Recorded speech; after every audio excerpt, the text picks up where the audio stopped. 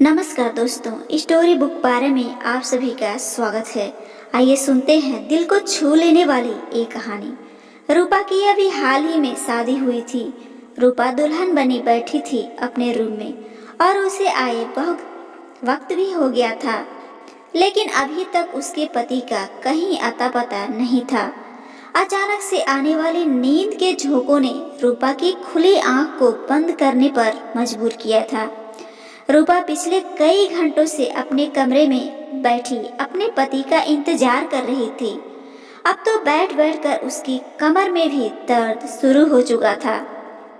जब यूं ही जमाई लेते हुए घड़ी की तरफ नजर दौड़ाई तो रात के 2 बज रहे थे। उसके तो होश ही उड़ गए थे कि आज तो उसकी सुहाग रात थी, जिस रात पति पत्नी एक दूसरे से कई वादे करते हैं और उम्र भर साथ निभाने की कस्में खाते हैं। और वो अभी तक अपने पति को नहीं देखी थी। उसके खानदान में ये रस्म भी थी कि शादी से पहले लड़का और लड़की की फोटो भी नहीं दिखाई जाती थी। बस छोटी बहन से सुना था कि उसका दूल्हा बड़ा ही प्यारा है। वो खुद ही दिल में सपने बुनने लगी थी।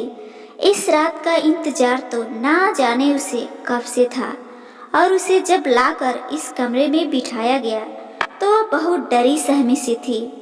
मगर इतने घंटे बैठने के बाद न सिर्फ उसके कमर दर्द कर रही थी, बल्कि जमाई ले लेकर उसके सारे सपने और ख्वाहिश भी खत्म हो चुकी थी। एक बार तो सोचा कि उठ के बाहर जाऊं और जाकर देखूं कि आखिर मेरा पति कहाँ है, मगर फिर बाहर जाना मुसाविब नहीं लगा। जब नींद से बहने लगी तो यूं ही बैठे बैठे बेड के कान से टिक लगाकर सो गई। अब और इंतजार करना उसके लिए मुश्किल था कि तभी दरवाजे का लॉक खुलने की आवाज आई। वो हड़बड़ाकर आंखें खोलकर देखने लगी, मगर कमरे में तो बहुत अंधेरा फैल चुका था। उसने सहम कर पूछा कि कौन है, मगर पैरों की आवाज मुझे सुनाई नहीं दी। मैं सक पका कर बोली कि सुनिए जी, क्या ये आप हैं? एक कमरे में इतना अंधेरा क्यों कर दिया? क्या लाइट चली गई है? उसने एक ही सांस में कई सवाल कर डाले थे। तभी गला खखार कर एक मर्दाना आवाज गूंजी, मैं हूँ, आपका पति। इतना सुना कि उसके दिल की धड़कन तेज हो गई। हालांकि वह जानती थी कि उस वक्त मेरे कमरे में मेरा पति ही आ सकता है। ऐसे लगता था जैसे पति की आवाज सुनकर रूपा की सारी थकान वहीं दम तोड़ गए हों। मगर फिर उसे हैरानी हुई कि आखिर पति ने कमरे में आते ही अंधेरा क्यों कर दिया था। उसे यह बात थोड़ी अजीब सी लगी। अगर लाइट चली गई थी तो मोमबत्ती या टार्च ही कमरे में ले आते। वह आंखें फाड़ फाड़ के उसे देखने की कोशिश कर रही थी कि तब उसे एक मर्दाना साया सा अपनी तरफ आते हुए नजर आया। पति उसके सामने आकर बैठा और कहने लगा कि माफ कीजिएगा, बाहर दोस्तों में गपशप लगाते हुए वक्त का पता ही नहीं चला। आप तो जानते ही हैं कि ऐसे मौके पर दोस्त कहाँ जान छोड़ते हैं। आप काफी थक चुकी होंगी। मुझे लगता है आपको सोना चाहिए, बाकी बातें हम कल कर लेंगे। उसका पति बात करते हुए बहुत अटक रहा था। उसके मुंह से तो हकलाते हुए शब्द भी ठीक से नहीं निकल रहे थे। वो तो यूं बात कर रहा था जैसे रूपा से शर्मा रहा हो। मर्द होकर उसका शर्माते हुए बात करना उसे बहुत परेशान कर गया था। फिर याद आया था कि छोटी बहन ने भी बताया था कि दीदी, आपके मंगेतर बड़े ही शर्मीले किस्म के हैं। उसने पति से कहा कि आपने कमरे में अंधेरा क्यों कर दिया? क्या आप मुझे देखना नहीं चाहते? जाहिर है एक औरत बस अपने पति के लिए ही तो सस्ती संवरती है, ताकि उसका पति उसे देखे और उसकी तरफ आकर्षित हो। रूपा की बात सुनकर उसका पति कुछ देर खामोश रहा और फिर कहने लगा कि मैं तो आपको जी भर के देख लिया था जब आपको मेरे पास बिठाया गया। आप बहुत खूबसूरत हैं और हमारे यहाँ एक रस्म है, मुझ पर किसी ने जादू करवाई थी ताकि मेरी शादी ना हो सके। इसलिए पंडित जी ने बताया कि तुम्हें कुछ दिन तक रात को अंधेरे में अपने पत्नी के पास जाना है। रूपा को ये बात बड़ी अजीब सी लगी थी, मगर उस वक्त उसने इस बात को सच मान लिया, क्योंकि वह पहले ही रात किसी बहस में नहीं पड़ना चाहती थी। उसके दिल में एक ख्वाहिश थी कि पति का चेहरा देखूं। आखिर वो मेरा पति बन चुके हैं। जब वह बारात लेकर हमारे यहाँ आए थे, तब भी उनके चेहरे पर सेहरा बंधा गया था, जिससे फूलों की लड़ियों में मुझे उनका चेहरा दिखाई नहीं दिया था। रात गुजर गई। उसने सोचा कि चलो ये रात भी गुजर जाने दूं। चंद घंटों की तो बात है, सुबह होते ही मैं अपने पति को देखूंगी। वह सो गई। सुबह जब रूपा की आंख खुली तो मुस्कुराकर बेड के दूसरी तरफ देखा तो चौंक कर उठ बैठी, क्योंकि बेड तो बिल्कुल खाली था। वहां पर तो उसका पति ही नहीं था। वॉशरूम भी खुला था। वो हड़बड़ा कर उठ बैठी और कमरे से बाहर निकल आई। बाहर आकर देखा तो उसकी सास परेशान से बैठी थी। रूपा को देखकर उनके चेहरे पर फौरन मुस्कुराहट छा गई, मगर उन्होंने कुछ पढ़ते हुए उसे इशारे से अपने पास आने को कहा। रूपा उनके पास आ रही थी और साथ साथ आसपास अपने पति को भी देख रही थी कि वह कहाँ चले गए। जैसे ही सास के पास गई तो उन्होंने फौरन रूपा पर फूंक मार दी। शायद वो कुछ पढ़ रही थी और वह रूपा के लिए ही पढ़ रही थी, जो उन्होंने उस पर पढ़कर फूंका था। यह देखकर उसे पति की बात याद आने लगी। शायद ये मेरे और मेरे पति के लिए ही था। लगता था सचमुच उन पर कोई जादू हुआ है, तभी तो सास भी मुझ पर कुछ पढ़ के फूंक रही थी। रूपा ने सास के पास बैठते ही सवाल किया कि वो कहाँ हैं? मुझे तो कहीं कमरे में नजर नहीं आए। तो सास दूसरी तरफ देखते हुए कहने लगी, बेटा वो काम पर जा चुका है। रूपा ने घड़ी की तरफ देखा और कही, अभी तो सुबह के 8 बज रहे हैं और ऑफिस का वक्त 10 बजे से शुरू होता है, फिर 8 बजे वह कैसे चले गए? सास उसकी नजरों को देखकर सवाल समझ चुकी थी और कहने लगी कि बेटा उसके काम का कोई पता नहीं। वो अपने दोस्त के साथ मिलकर कारोबार करता है और दिल जब चाहे तभी घर से चला जाता है। तुम नाश्ता कर लो। रूपा को यह बात बड़ी अजीब लगी। उसका दिल चाहा सास से पूछूं, क्या पति की शादी में मर्जी नहीं थी? ना ही रात को उन्होंने मुझे कोई बात की थी और ना ही वो चेहरा दिखाएं। कैसे चले गए भला? कोई अपनी शादी के अगले दिन भी काम पर जाता है क्या? वह इसी सोच में गुम थी कि सामने वाले कमरे से एक लड़का निकला। उसने उठकर देखा और जल्दी से अपना दुपट्टा सर पर ले लिया। सास मुस्कुराकर कहने लगी कि बेटी ये तुम्हारा देवर है। उसने सरसरी सी नजर दौड़ाकर उसको नमस्ते किया तो आंखों से ही जवाब देकर वहां से बाहर चले गए और सारा दिन भी यूं ही गुजर गया। रूपा ने नोट किया था कि उसकी सास काफी परेशान दिखाई दे रही हैं, जबकि वो तो मिजाज की बहुत अच्छी औरत थी। उसका रिश्ता तय होने के बाद वह कई बार उसके घर आई थी। उसने उनके चेहरे पर कभी भी उदासी देखी ही नहीं थी और बहुत खुश मिजाज थी। रूपा से बहुत प्यार से मिलती थी। रूपा तो बहुत खुश थी कि चलो सास बहू में खूब जमेगी, मगर अब तो वो बात भी करती और ना जाने किन ख्यालों में डूबी हुई रहती थी। रूपा जब बुलाती तो ख्यालों से निकलकर उसकी तरफ देखने लगती। इस घर में उसके पति सास के अलावा उसका एक देवर भी था। वह 4 लोग ही यहाँ पर रहते थे। वह सामने अपने पति के आने की राह देख रही थी। बिल्कुल नई नवेली दुल्हन की तरह सज संवर कर बैठी हुई थी, मगर तभी दरवाजे पर दस्तक हुई। उसने फौरन मुस्कुराकर दरवाजा खोला तो सामने देवर अंकित खड़ा था और रूपा को यूं खड़ा देखकर हड़बड़ाते हुए नजरें चुरा लिया और रूपा भी वापस अंदर आ गई। बहुत रात हो चुकी थी। बार बार उसकी नजरें घड़ी पर जा रही थी। वो सोच रही थी कि ना जाने मेरा पति कहाँ रह गया। रूपा को सास ने जबरदस्ती खाना भी खिला दिया। देवर भी वहीं खाना खा रहा था। उसे महसूस हुआ कि जैसे वो उसे चोरी चोरी देख रहा है। रूपा जब उसके तरफ देखा तो वह बौखलाकर नजर ही बदल दिया और फिर आधा खाना छोड़कर घर से चला गया। रूपा के दिमाग में बहुत ख्याल आ रहे थे। वह यूं ही बैठी सोच रही थी कि आखिर वजह क्या थी। दिल घबराने लगा तो बालकनी में खड़ी होकर रोने लगी। आंखों से आंसू बह रहे थे। शायद मैं उनको पसंद नहीं आई थी। वो मुझसे नफरत करते थे या फिर उनके दिल में कोई और था। रूपा अभी यूं ही खड़ी रो रही थी, तभी कमरे में खूब अंधेरा फैल गया।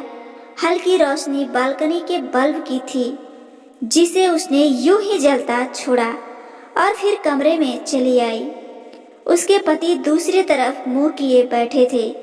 वह आज हर बात क्लियर करना चाहती थी, इसलिए बिना कुछ कहे पति के पास जाकर बैठ गई। उसका कंधा पति के कंधे के साथ लग गया तो वह फौरन उससे इतना दूर हुए कि उनका कंधा दोबारा रूपा के कंधे के साथ ना लग सके। वह बात क्लियर करना चाहती थी कि आखिर वो मेरे साथ ऐसा क्यों कर रहे हैं। उसने एक बार फिर पति के तरफ देखा। पति उठ खड़े हुए, दूसरी तरफ मुंह मोड़ के कहने लगे कि जो भी बात करनी है जल्दी से करो, मैं अभी बहुत थका हूँ, मुझे नींद आ रही है। पति की बातें उसकी आंखों में आंसू भर ले आया था। वो बोली कि क्या आप किसी और को पसंद करते हैं? अगर ऐसी कोई बात थी तो आपने मुझसे शादी ही क्यों की? पति फौरन गला खखार कर बोले कि मैं किसी और को पसंद नहीं करता, बस मेरी एक मजबूरी है। ना ही मैं आपको अपना चेहरा दिखा सकता हूँ और ना ही मेरे पास वक्त है जो आपके पास बैठकर मोहब्बत भरी बातें करूं। उसे भी गुस्सा आ रहा था। आखिर ये कौन सी मजबूरी थी कि उसका पति उससे दूर भाग रहा है और वह उसके पास आने की कोशिश करती है। उस दिन के बाद कई दिन यूं ही गुजर गए। सारा दिन पति घर से बाहर रहता था और दूसरी तरफ रूपा ना जाने क्यों ये महसूस कर रही थी कि जैसे मैं किसी की नजरों में हूँ, लेकिन जब मैं इधर उधर देखती हूँ तो कोई नजर नहीं आता था। एक बार वह शाम की चाय बनाकर अपनी सास के कमरे में जाने लगी तो उनकी आवाज सुनकर वह वहीं रुक गई। वो शायद किसी से फोन पर बात कर रही थी। बार बार वो एक ही शब्द दोहरा रही थी और उसकी विनती कर रही थी। ना जाने रूपा की सास को कौन ब्लैकमेल कर रहा था। उसने जब उनके कमरे का दरवाजा खटखटाया और कमरे में दाखिल हुई तो वो फोन बंद करके अपने आंसू पोंछने लगी। रूपा ने उनके रोने की वजह पूछी तो वो कहने लगी कि उनका भाई है जो उनसे नाराज है। कई साल हो गए हैं, उनसे सीधे मुंह बात ही नहीं करता, ना ही कभी उनसे मिलने आता है। वो उसकी फोन पर रो रो के विनती करती थी। रूपा का दिल अपनी सास की बात सुनकर उदास हो गया था, मगर उसके बाद जो सच्चाई रूपा के सामने आई वह दंग रह गई थी। चंद दिनों के बाद ही सास की बहन उनसे मिलने आई। रूपा से भी बड़े प्यार से मिली, खाना भी सबके साथ ही खाया। रूपा ने ये महसूस किया था कि सास व देवर दोनों को खाना नागवार सा लग रहा था। देवर तो खाना खाते ही अपने कमरे में चला गया और जब देवर की एक तेवर मौसी ने देखी तो उसकी सास से कहने लगी कि तुमने अंकित का रिश्ता बचपन से ही मेरी बेटी से तय किया है था। अब तुम मुझे बताओ कि कब तक मेरी बेटी को बहू बनाकर अपने घर लाओगी। सास अपनी बहन को टाल मटोल कर रही थी। रूपा को यह महसूस हुआ कि जैसे वो अंकित की शादी अपनी बहन की बेटी से करना ही नहीं चाहती। अगले दिन सास अभी सो रही थी कि रूपा और मौसी जाग गईं। रूपा किचन में नाश्ता बना रही थी। तभी मौसी भी वहीं आ गई और कहने लगी कि मैं उनके लिए मीठा नाश्ता बना दूं। रूपा ने उनके लिए मीठा नाश्ता बनाया और वो दोनों एक साथ नाश्ता करने लगे। मौसी रूपा से कहने लगी, अविनाश नजर नहीं आ रहा, क्या अब तक सोया पड़ा है? कल से मैं आई हूँ, उस लड़के को मिलने की भी इच्छा नहीं हुई मुझसे। रूपा ने कहा, वो सुबह सवेरे ही काम पर चले जाते हैं। मौसी कहने लगी, चलो सुबह चला जाता है तो रात को वापस कब आता है? रूपा ने कहा, वो बहुत देर से आते हैं। इस बात पर मौसी खामोश हो गई थी। फिर अपनी नाश्ता करने लगी। तभी रूपा को एकदम से अपनी सास की भाई का ख्याल आया, तो उसने भी मौसी से जिक्र कर दिया। रूपा ने कहा, आपके भाई साहब किस बात पर इतना नाराज हैं कि रोज रोज मेरी सासू माँ उनसे विनती करती हैं, और वो हैं कि अपनी बहन पर जरा सा भी तरस नहीं खाते।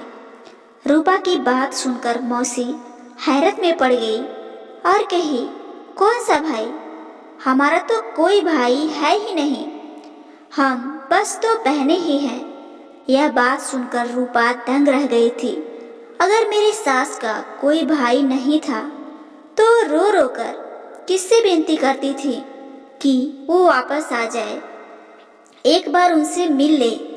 और तभी उसकी सास कहने लगी कि अंकित उनकी लड़की से शादी नहीं करना चाहता है। रूपा ने कहा, क्यों? तो कहने लगी, उसकी मर्जी नहीं है। फिर रूपा ने कहा, अगर मर्जी नहीं थी तो इतने साल से क्यों बात जोड़े रखी, पहले इनकार कर देती। उसकी सास कहने लगी कि यही बात मैंने अंकित से भी कही है। मैं अपने दोनों बेटों से बहुत दुखी हो चुकी हूँ, दोनों ही अपनी मर्जी के मालिक हैं। ये कहकर वो रोने लगी और रूपा उन्हें तसल्ली देने लगी। तंग तो रूपा भी अपने पति से आ चुकी थी, इसलिए रूपा ने सोचा कि शायद मैं उनके सामने हूँ, इसलिए उन्हें मेरी एहसास नहीं है। क्यों नहीं कुछ दिन के लिए मैं अपने मायके चले जाऊं, ताकि उन्हें मेरी भी कदर हो। इसलिए एक दिन जब दिल बहुत ज्यादा बेचैन हुआ तो अपनी सास से पूछी और मायके चली गई। सोचा अपनी माँ से तो जाकर पूछूं कैसे मन से मेरी शादी करवाई है, जिसने अभी तक अपना चेहरा अपनी पत्नी को ही नहीं दिखाया। रूपा तो जानती ही नहीं थी कि वहां पहुंचकर उसे कैसा धक्का लगने वाला था। जब मायके पर पहुंची तो तभी एक दिन एक कुरियर आया। वो उसके घर के बाहर था। रूपा ने उसे बोला, किसका पेपर आया है? और टटोल कर देखने लगी। उस पेपर पर तो रूपा का ही नाम लिखा था। जब खोलकर अंदर मौजूद पेपर पढ़ा तो उसके पैर के नीचे से जमीन ही खिसक गई। वह पेपर देखकर हाथ में लिए ही कमरे में चली गई। उसके दिमाग से सोचने समझने की क्षमता सब कुछ खत्म सी हो चुकी थी। उसके साथ कौन सा खेल शादी के नाम पर खेला जा रहा था। पूरे दिन वह अपने घर पर ही बैठी रही। वह अपनी छोटी बहन से कही कि वो मुझे मेरे पति की फोटो दिखाए, जो कि शायद उसने शादी के मौके पर खींची थी, क्योंकि उसने तो अब तक अपने पति को नहीं देखा था। उसकी बहन ने उसे एक फोटो दिखाई जो खाना खाते वक्त ली गई थी। उसका पति बहुत अच्छा और नौजवान लड़का था। वो कोई भी बात अपने मायके में नहीं बताना चाहती थी। वह कुछ दिन बाद ही वापस ससुराल चली गई। उसे सच्चाई को सामने लाना था। रात को फिर से वो इंसान उसके कमरे में आया था, जो पिछले 1 महीने से उसका पति बनकर कमरे में आता था और सुबह होते ही चला जाता था। यह कौन था जो उसके जज्बात के साथ खेल रहा था? आज वह खुद ये चाहती थी कि वह कमरे से बाहर निकल जाए, क्योंकि अब रूपा जान चुकी थी कि वह उसका पति नहीं है। फिर भी उसने सच जानने के लिए उससे ये पूछा, मैं मायके गई थी तो आपने मुझे कितना याद किया? उसके सवाल पर वो हड़बड़ाकर कहने लगा, जाहिर है आप मेरी पत्नी हैं, मैं कैसे आपको भुला सकता हूँ। उसने कहा, मुझे आपको देखना है। आज मैंने शादी की फोटो में आपको देखा था। वो मेरी बहन ने खींची थी, इसलिए दिल में आया है कि 1 महीना गुजर गया है, मैं आपको क्यों ना देख लूं। मैं नहीं मानती ऐसी किसी भी जादू को। अब आप खुद लाइट जलाएंगे या मैं जला दूं? वो कहने लगे कि मैं पहले भी आपसे कह चुका हूँ कि मेरा इलाज चल रहा है और आप इस इलाज को सच मानती हैं या झूठ, लेकिन मैं ये इलाज करवाए बिना आपके सामने नहीं आऊँगा। अगर आप मुझे रोज यूं ही तंग करेंगी तो मैं आज के बाद आपके कमरे में भी नहीं आऊँगा। और ये कहकर वो कमरे से बाहर निकल गए। रूपा अगले दिन उनसे माफ़ी मांगी और वो फिर से उसके कमरे में सोने लगे। लेकिन उनके सोते ही वह सोफे पर जाकर सो जाती थी। वो सोच रही थी कि किस रात उस इंसान का सच सबके सामने लाऊं। अगले दिन रूपा ने अपनी नौकरानी को यह कहकर घर पे रोक लिया कि मेरी तबीयत कुछ ठीक नहीं है। उसने भी कोई एतराज नहीं किया। रात को रूपा ने नींद की दवा दूध में मिलाकर नौकरानी को वो दूध पिला दिया और उसके बाद उसे अपने बिस्तर पर सुलाकर खुद उसी कमरे में छिप गई और वहां छुपी जहां कमरे की लाइट के बटन लगे हुए थे। रात को काफी देर बाद वो इंसान कमरे में आया और बेड के दूसरी तरफ जाकर बैठ गया। रूपा ने फौरन लाइट जला दिया और जब उस इंसान को देखा तो उसके होश उड़ गए। वो तो उसका देवर था। तो क्या पिछले 1 माह से उसके कमरे में वही आ रहा था? वो उसे हैरत से देख रहा था। रूपा ने कहा कि तुम्हें शर्म नहीं आई यूं मेरे कमरे में आते हुए? उसने कोई जवाब नहीं दिया और वो पेपर अलमारी से निकालकर रूपा ने उसके मुंह पर मारा और रोने लगी। वो पेपर डिवोर्स के पेपर थे। उसमें खत भी मौजूद था जिस पर लिखा था, मैं किसी और से शादी करना चाहता था, लेकिन मेरी माँ ने जबरदस्ती मेरा रिश्ता तुमसे तय कर दिया और मेरे लाख मना करने के बाद भी मेरा तुमसे विवाह करवा ही दिया। लेकिन मैं शादी की रात ही भाग गया था और अब तुम्हें डिवोर्स पेपर भेज रहा हूँ ताकि तुम जिससे चाहो शादी कर लो। रूपा रो रो कर कह रही थी, जब यह लेटर मुझे मिला उस वक्त मैं चकरा कर रह गई थी कि जब मेरा पति शादी की पहली रात ही भाग गया था तो कौन मेरे कमरे में आता है। मुझे नहीं पता था कि मेरा देवर ही मुझे धोखा दे रहा था। और रूपा ने उसका कॉलर पकड़कर उसे झकझोर के रख दिया कि उसने मेरे साथ ऐसा क्यों किया। वो कहने लगा, मैंने आज तक आपके साथ ऐसा कुछ भी नहीं किया जो आपको या मुझे शर्मिंदगी उठानी पड़े। मैंने जो कुछ भी किया अपनी माँ के कहने पर किया है, क्योंकि अविनाश भाई शादी की रात ही भाग गए थे। मेरी माँ बहुत डर गई थी कि अगर यह बात फैल गई तो क्या होगा, इसलिए मुझे कमरे में जाने को कहती थी ताकि आपको इस बात का बिल्कुल भी शक ना हो जाए और बात बंद मुट्ठी में ही रह जाए। लेकिन मैंने आपके साथ कुछ भी गलत नहीं किया है। रूपा ने कहा, मैं यहाँ सिर्फ सच जानने आई थी। तुम्हारा भाई मुझे डिवोर्स दे चुका है, इसलिए मेरा इस घर से कोई रिश्ता नहीं है। और रूपा अगली सुबह ही अपने मायके चली गई और सारी बात अपने घर वालों को बता दी। मगर कुछ माह बाद रूपा की सास उसके घर आ गई। उन्होंने उसके घर वालों से माफ़ी मांगी और फिर रूपा का रिश्ता अंकित के साथ मांगने लगी और कहने लगी, अब अगर अपनी बेटी की शादी की तो आपको अच्छा रिश्ता नहीं मिलेगा। गलती मेरे बेटे का है और सजा आपकी बेटी को क्यों काटनी पड़े। मैंने अविनाश से बहुत विनती की कि वो घर वापस आ जाए, लेकिन वो नहीं आया और इसके लिए मैं बहुत शर्मिंदा हूँ। लेकिन मैं अपनी गलती को सुधारना चाह रही हूँ और रूपा की शादी मैं अपने छोटे बेटे अंकित से करवाना चाहती हूँ। रूपा के मम्मी पापा ने रूपा का विवाह अंकित से करवा दिया। सच ही कहते हैं, एक औरत ही औरत का घर बर्बाद भी करती है और आबाद भी करती है। आज रूपा अंकित के साथ बहुत खुश है। अंकित, रूपा और सास ने अविनाश से सारे रिश्ते खत्म कर दिए हैं। इस तरह रूपा की या फिर दो परिवार की बगिया उजड़ते उजड़ते बच गई। तो दोस्तों, आपको ये पारिवारिक कहानी कैसी लगी कमेंट बॉक्स में ज़रूर बताइएगा। और कहानी अच्छी लगी तो लाइक शेयर और ऐसे ही कहानियाँ रोजाना सुनने के लिए इस चैनल स्टोरी बुक पारा को जरूर सब्सक्राइब करिएगा। आपको अपना कीमती समय देने के लिए बहुत बहुत धन्यवाद।